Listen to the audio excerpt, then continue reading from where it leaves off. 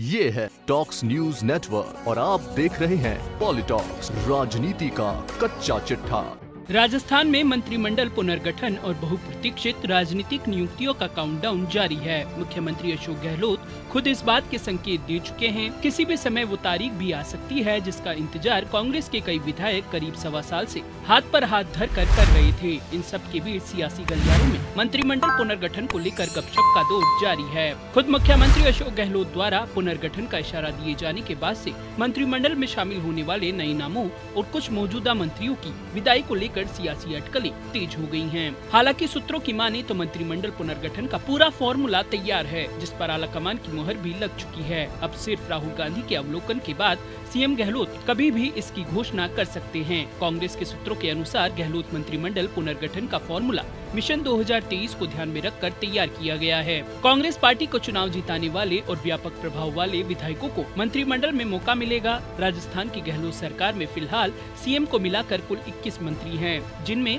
10 cabinet और 10 राज्य मंत्री हैं। विधायकों की संख्या के हिसाब से तय कोटे के तहत 30 मंत्री बन सकते हैं। इसके मुताबिक 9 सीटें खाली पड़ी हैं और नए मंत्रियों का इंतजार कर रही है। सीएम गहलोत खुद नए सिरे से कैबिनेट बनाने का बयान दे चुके हैं। नए फॉर्मूले के हिसाब से अब जातीय क्षेत्रीय पार्टी के अंदरूनी सरकार के सहारे निर्दलीय और बसपा से कांग्रेस में आए विधायक और युवा अनुभव जैसे समीकरणों को साधने का प्रयास होगा। यह तो तय माना जा रहा है कि 2 पद वाले 3 मंत्रियों को हटाने पर कुल 12 जगह खाली हो जाएगी। वहीं सियासी सूत्रों का कहना है कि अभी चुनाव में 2 साल का समय है। ऐसे में यह भी तय है कि सरकार 1 या 2 पद खाली भी रखे, जो कि अंतिम समय तक लॉलीपॉप के तौर पर काम आएंगे। वहीं यूपी में टिकट वितरण में महिलाओं की भागीदारी को लेकर प्रियंका गांधी के फॉर्मूले के तहत राजस्थान में 2 या 3 महिला विधायकों को मंत्री बनाया जा सकता है। राजस्थान में सीएम गहलोत के सामने सबसे बड़ी समस्या यह है कि पायलट कैंप को कैसे एडजस्ट किया जाए। कैंप को तो फिर भी एडजस्ट कर लिया जाएगा, लेकिन पायलट की भूमिका को लेकर अब भी संशय बना हुआ है। हालांकि सचिन पायलट ने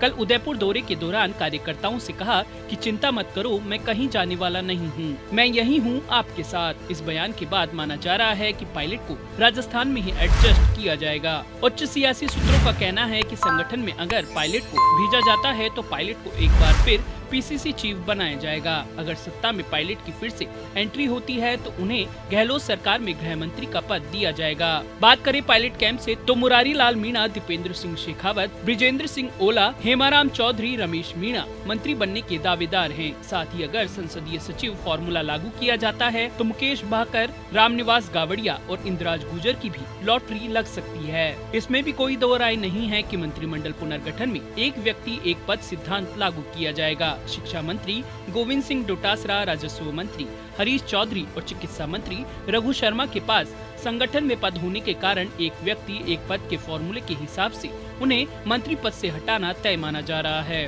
तीनों की जगह नए चेहरों को मंत्रिमंडल में जगह दी जाएगी। यह भी तय है कि इनके हटने के बाद 2 जाट और 1 सीनियर ब्राह्मण नेता को इनकी जगह एडजस्ट किया जाएगा। डोटासरा और हरीश चौधरी की जगह जाट के चेहरे के तौर पर रामलाल जाट, ब्रिजेंद्र सिंह ओला, हेमाराम चौधरी, नरेंद्र बुडानिया के नाम चर्चा में हैं, तो निर्दलीय महादेव सिंह खंडेला का नाम भी दावेदारों में है। वहीं रघु शर्मा की जगह राजेंद्र पारीक, महेश जोशी, राजकुमार शर्मा दावेदार हैं। राजकुमार शर्मा पिछली गहलोत सरकार में चिकित्सा राज्य मंत्री भी रह चुके हैं। एक अनार 100 बीमार वाली स्थिति से निपटने के लिए छत्तीसगढ़ की तर्ज पर संसदीय सचिव वाला फॉर्मूला तैयार है। राजस्थान में 15 संसदीय सचिव बनाए जा सकते हैं। इससे सीएम गहलोत के सियासी कलह के दौरान खेमे में डटे रहे विधायकों, बसपा से आए विधायकों, निर्दलीय विधायकों और पायलट कैंप के युवा विधायकों को संसदीय सचिव बनाए जाने की चर्चा है। गहलोत मंत्रिमंडल में दलित और आदिवासी चेहरे भी देखने को मिल सकते हैं। मास्टर भंवरलाल मेघवाल के निधन के बाद गहलोत सरकार में कोई दलित कैबिनेट मंत्री नहीं है। सचिन पायलट ने हाल ही में चाकसू में इस बात का जिक्र भी किया था। मास्टर भंवरलाल मेघवाल की जगह मंजू मेघवाल को मंत्री बनाए जाने की चर्चा है। दलित वर्ग से विधायक खिलाड़ी लाल बैरवा, परशुराम मोरदिया, अशोक बैरवा, गोविंद मेघवाल भी दावेदार हैं। आदिवासी चेहरों के तौर पर महेंद्रजीत मालवीय, दयाराम परमार के नाम दावेदारों में हैं। वरिष्ठ विधायक रामनारायण मीणा को विधानसभा अध्यक्ष बनाए जाने की चर्चा जोरों पर है। गहलोत मंत्रिमंडल में शामिल होने वाले बसपा से कांग्रेस में आने वालों में राजेंद्र सिंह गुड़ा, जोगिंद्र सिंह अवाना, लाखन सिंह दावेदारी कर रहे हैं। निर्दलियों में महादेव सिंह खंडेला, संयम लोढ़ा, बाबूलाल नागर के नाम चर्चा में हैं। हालांकि पंचायत चुनाव में नागर परिवार को मिली हार के बाद उनके तेवर थोड़े ढीले पड़े हैं। सचिन पायलट की सूची में विश्वेंद्र सिंह का नाम शामिल नहीं है। विश्वेंद्र सिंह को लेकर फैसला मुख्यमंत्री अशोक गहलोत को करना है।